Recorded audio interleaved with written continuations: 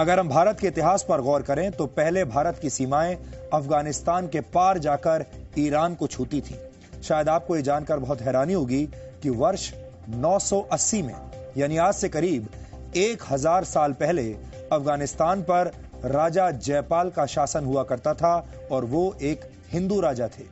लेकिन मुसलमान सुल्तानों ने उन पर हमला करके उन्हें सत्ता से बाहर कर दिया था और इसके बाद धीरे धीरे अफगानिस्तान भारतवर्ष के नक्शे से बाहर चला गया। अब आप जरा विचार कीजिए कि आज पैदा होने वाली भारत की पीढ़ी क्या इस बात पर कभी भरोसा कर सकती है कि अफगानिस्तान में कभी हिंदू बहुसंख्यक थे और वहां के राजा हिंदू हुआ करते थे। 6ठी शताब्दी में, यानी आज से करीब 1400 वर्ष पहले, इस्लाम धर्म सऊदी अरब से दुनिया में फैलने लगा और यह ऐतिहासिक सत्य है कि जैसे जैसे इस्लाम का प्रसार हुआ वैसे वैसे भारत की सीमाएं छोटी होती चली गई। इन दोनों के बीच में एक कनेक्शन है। आखिरी बार भारत का नक्शा 1947 में बदला, जब पाकिस्तान के रूप में भारत का एक बड़ा हिस्सा भारत से अलग हो गया। और दुख की बात यह है कि इस्लाम के नाम पर ही पाकिस्तान का भी निर्माण हुआ, यानी तब भी भारत के टूटने की वजह इस्लामिक कट्टरता ही थी। लेकिन यह सिर्फ 100 या 200 वर्षों का इतिहास नहीं है। पूरे 1300 वर्षों तक, यानी 1300 वर्षों तक भारत में हिंदुओं का दमन हुआ। भारत पर सबसे पहला सफल हमला मोहम्मद बिन कासिम ने किया था। संविधान का निर्माण करने वाले डॉक्टर भीमराव अंबेडकर ने अपनी एक किताब में इस ऐतिहासिक घटना का जिक्र किया है। इस किताब का नाम है पाकिस्तान या भारत का विभाजन। ये किताब इस वक्त मेरे हाथ में है। इसमें से कुछ पढ़कर आपको आज सुनाऊंगा। पाकिस्तान अथवा भारत का विभाजन, डॉक्टर BR अंबेडकर ने इस किताब को लिखा है। ये देखिए, ये वो किताब है, इसी को आज मैं कोट करने वाला हूं आपके सामने। भारत पर पहला हमला करने वाले मोहम्मद बिन कासिम ने सिंध की विजय के बाद अरब के खलीफा हजाज को एक पत्र लिखा था। इस पत्र में क्या लिखा था, इसका जिक्र BR अंबेडकर की इस किताब में मिलता है। और क्या उसमें लिखा है मैं आपको बताता हूं। इसमें लिखा है, इस संबंध में हजाज को भेजे गए एक पत्र में मोहम्मद बिन कासिम का एक उल्लेख विचारणीय है। राजा दाहिर के भतीजे, उसके योद्धाओं और प्रमुख अधिकारियों को ठिकाने लगा दिया गया है और मूर्ति पूजकों को या तो इस्लाम में दीक्षित कर दिया गया है अथवा उन्हें तबाह कर दिया गया है। मूर्तियों वाले मंदिरों के स्थान पर मस्जिद और अन्य इबादत स्थल बनाए गए हैं। कुतबा पढ़ी जाती है, अजान दी जाती है ताकि निर्धारित घंटों पर इबादत हो सके। तकबीर और अल्लाहू अकबर की सदाएं हर सवेरे शाम गूंजती हैं। यह पत्र राजा के सिर के साथ भेजा गया था। इसे प्राप्त करने के बाद हज ने अपने सेनापति को निम्नलिखित पत्र भेजा। अब हजाज ने क्या वापस पत्र भेजा वो भी सुनिए। उन्होंने लिखा अपने सेनापति को, इसके अलावा तुम सभी बड़े और छोटे को सुरक्षा दो, शत्रु और मित्र में भेदभाव न करो। खुदा का कथन है कि मूर्ति पूजकों से कोई रियायत न बरतो। मूर्ति पूजकों से यह मतलब है हिंदुओं का।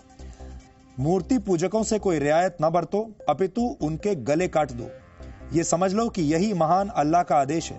तुम्हें अभयदान देने के लिए तुरंत तैयार नहीं होना चाहिए, क्योंकि इससे तुम्हारा काम और बढ़ जाएगा। इसके बाद उन दुश्मनों के अलावा जो सामान्य सैनिक हैं, किसी को न बख्शो। ये BR अंबेडकर की किताब है। भारत में हिंदुओं के नरसंहार का एक लंबा इतिहास रहा है और वो भी आज हमने आपके लिए निकाला है। वर्ष 1265 में दिल्ली सल्तनत के सुल्तान गयासुद्दीन बलबन ने मेवात में 1 लाख राजपूतों का कत्ल करवा दिया था। मेवात आज भारत के हरियाणा राज्य का जिला है। वर्ष 1303 में दिल्ली के सुल्तान अलाउद्दीन खिलजी ने चित्तौड़ पर हमला करके 30,000 हिंदुओं का कत्ल कर दिया था। वर्ष 1353 में तुगलक वंश के सुल्तान फिरोज शाह तुगलक ने बंगाल में 1,80,000 हिंदुओं का कत्ल करवाया और वर्ष 1365 से लेकर 1367 तक 2 वर्ष के अंदर 5 लाख हिंदुओं का कत्ल करवा दिया। इसके बाद वर्ष 1398 में तैमूर लंग की सेना ने दिल्ली पर हमले से पहले 1 लाख हिंदू कैदियों की हत्या करवाई। मुगल सम्राट अकबर ने नरसिंहपुर में 48,000 हिंदुओं का नरसंहार करवाया था। ये जगह अब मध्य प्रदेश में है और वर्ष 1568 में अकबर ने चित्तौड़गढ़ पर हमला करके 30,000 हिंदुओं को मरवा दिया था। इस हमले में 8,000 राजपूत महिलाओं ने जौहर कर लिया था, यानी खुद को मार डाला था। वर्ष 1338 में ईरानी हमलावर नादिर शाह ने भारत पर हमला करके 2 साल के अंदर 3 लाख हिंदुओं को मरवा दिया था। इसके बाद हिंदुओं को थोड़ी राहत मिली क्योंकि पंजाब में सिख और महाराष्ट्र में मराठों ने मुगल साम्राज्य की नींव हिला दी। लेकिन इसके बाद वर्ष 1947 के पहले भी हिंदुओं के कई नरसंहार हुए। वर्ष 1921 में केरल के मालाबार में 2000 से ज्यादा हिंदुओं को मार दिया गया था। इस नरसंहार की वजह खिलाफत आंदोलन को बताया जाता है। इसके बारे में भी हमने आपको कल पूरी जानकारी दी थी। और वर्ष 1946 में मोहम्मद अली जिन्ना ने पाकिस्तान की मांग मनवाने के लिए डायरेक्ट एक्शन डे की धमकी दी थी। तब कलकत्ता में दंगे हुए थे और इन दंगों में भी 7,000 से 10,000 के बीच हिंदू और मुसलमान मारे गए थे। और इसी साल नोआखाली में ही जिन्ना की मुस्लिम लीग के इशारे पर दंगे हुए, जिसमें 5,000 हिंदुओं को मार दिया गया था।